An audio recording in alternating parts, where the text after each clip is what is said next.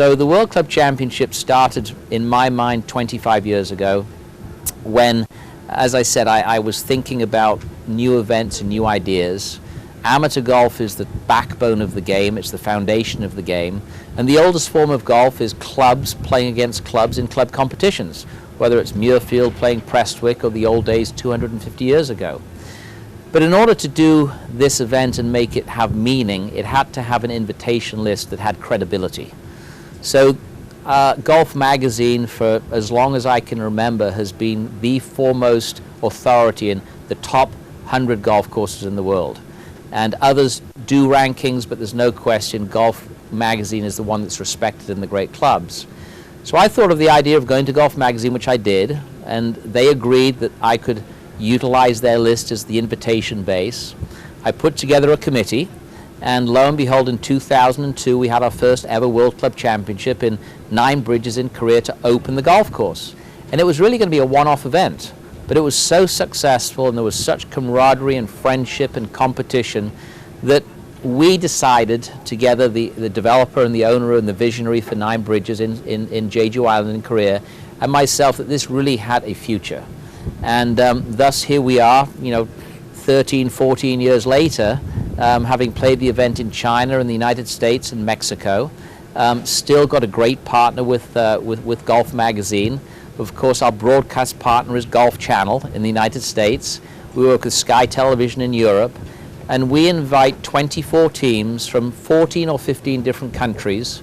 The club champion comes with a partner of his choice, and they play for a week of competition, which starts with 4-ball stroke play qualifying and goes into match play. It's very much like the President's Cup or the Ryder Cup. It's players playing for their club and their country.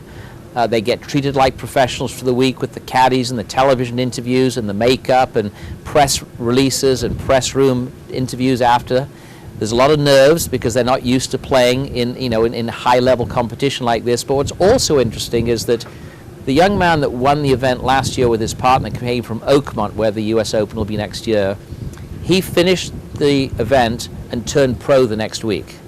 He played in the final against a 56-year-old amateur who's had a 30-year amateur career, won mid-amateurs and US senior amateurs and great amateur tournaments all over the world. So you've got, the old man, if you will, at 56 playing against this young man who likely could have a very successful career in the game. So it's so nice to bring that camaraderie and friendship together and see the relationships between the Scottish players and the American players and the South Africans and the Australians. And at the end of the day, the competition is important. What's really important is the camaraderie and friendships. And with social media, they all stay together on Twitter and Facebook and email each other. They've got places to go, whether they go, to play golf in any part of the world. They've got a friend and a place to play golf. And the other thing which is unique about Thailand is that there was a show years and years ago on television called Shell's Wonderful World of Golf. And it was a great event because it showed golf in destinations people never saw before. But now with the tour going everywhere, we wake up every morning, turn on the television, and the tour's in a different country. So there's nothing new anymore. But it's all about the pros. It's all about 2 under par, 6 under par, who's the winner at the end of the day. 22 holes later, somebody wins $1 million. But our event, the World Club Championship, we're able to showcase the country. Obviously, the great golf course here at Ayutthaya Links, is going to be a magnificent home because it's world class, it's superbly designed, great condition, it's going to be magnificent. But also the concept of these players coming from their homes to Thailand and seeing the history and learning about the difference between the culture of the Thai people from perhaps the Chinese that we've experienced in the past, and the Koreans, and obviously the Mexicans, and it's for me that's what they all take away, the opportunity to really enjoy the culture as well as enjoy the competition. So the World Club Championship was an idea. I said, Patak, you've been open for a long time, and I know you've looked at LPGA events and PGA events and all sorts of different people. I'm sure IMG's knocking on your door every week with a new idea or a new project or a new program. But I said, this World Club Championship fits. It fits your character, it fits your golf course, it fits your personality, and the next chapter of Ayutthaya will be as it joins the great clubs of the world. In other words, it will be known along the same discussion as Sunningdale, Pine Valley, Augusta National, Royal Melbourne, Valderrama. It all fits together.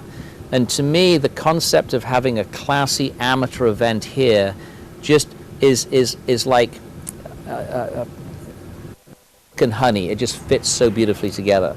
And I think that next year, when the World Club Championship comes here, it's going to be one of the best. I think the golf course is going to create great competition. We know in December the weather's going to be good in Thailand. And I think that the great thing is that through the whole year leading up to the World Club Championship, every club in the world that we invite, and we invite 24 from the top 100 list, they will be vying for a spot to come here, and it's going to be a whole year of not exposing only Ayutthaya Links, but also exposing Thailand as a world-class golf destination.